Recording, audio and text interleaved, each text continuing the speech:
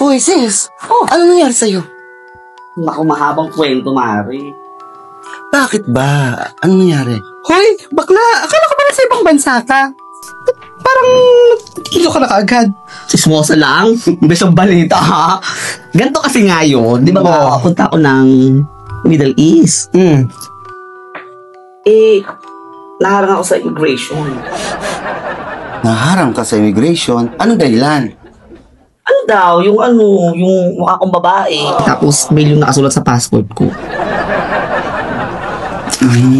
Ayun. Mabilisan. Bakla. Bakla ka naman kasi.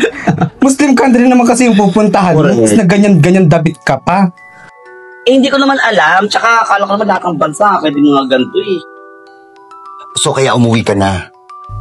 Di ako umuwi, gaga. Pinauwi nga. Pinauwi. Okay. Pinauwi ka pa. Tumapak lang ako sa airport. Bye, ganon. But anyway, may maganda naman nangyari kasi may tumulong sa akin doon buckets. Adi, Dahil. kinutungulong ko. Wow, po talaga. Oo. Tax. Talaga ikaw kahit saan. Ay, naku, basta bait niya. Tinulungan niya ako yung mga... Pinakalma niya ako kasi nga gusto ko na umiyak talaga. Takot akala ko maano talaga ako dun. So kwento mo, ano nangyari? Oo nga.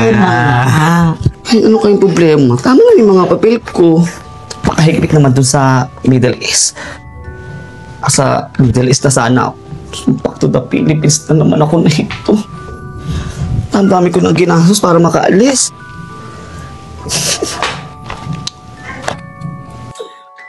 Uy, miss. Kung may problema ka. Malamang meron nga. Bakit? Ano ba nangyari?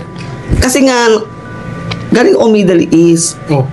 Pagbaba ko pa lang ng airplane, hinarang agad ako ng immigration. Bakit naman? Mukha daw akong babae, tapos mail yung nasa passport ko. Ayun, send back sa Philippines. Sayang yung mga ginastos. Kaya nga eh. Mukhang pagod ka na rin. Kaya nga, pero ganun talaga, wala nang magagawa. Gusto mo bang ihatid na lang kita? May hinihintay rin akong grab eh. Sumabay ka na lang doon. Ano bang? Oo. Ang bait mo naman eh. Mukhang nahihilo ka na rin kasi. Kaya nilapitan... Uy!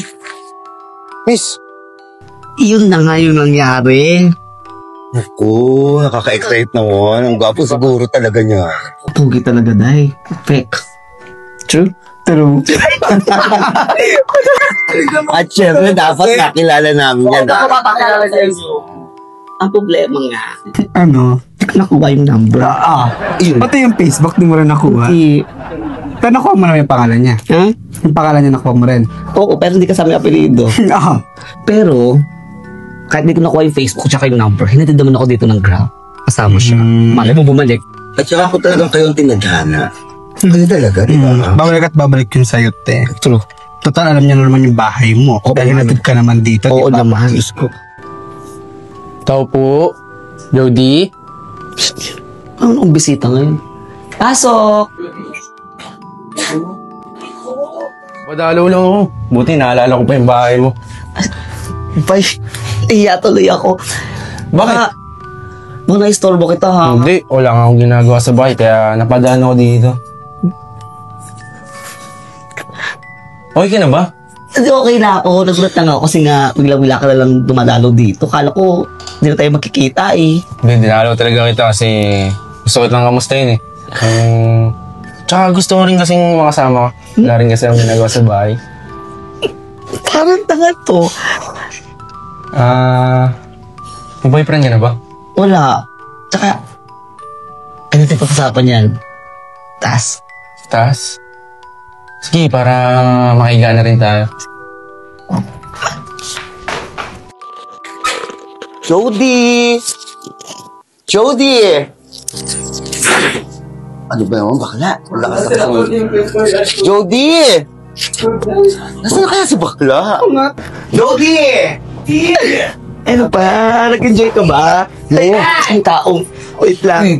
Sino yun? Bakit bang friend kayo? Papakilala kita. Jody! Ay! Bakla! Tawa na dito kayo. Naku! Oo. Sino? Yung sinasaya ko sa airport? Wait lang! Kaya na! Kuya Rodolfo, bunso! Ha? Ano nagawa mo dito? Kuya? Jody, siya ba yung tinutukoy mo? Oo, gwapo, di ba? Gwapo! Jody! Kapatid ko yan! Totoo ba? Oh my God, parang kinain mo na anak ko! Nako! Halika mo sa umuwi tayo! Halika na! Ba't iniisip ko na ito lang mga kapatid niyo? Malaki na siguro yung kay... Siguro nga, ate. Ay, hindi ko gagawin. Ikaw muna?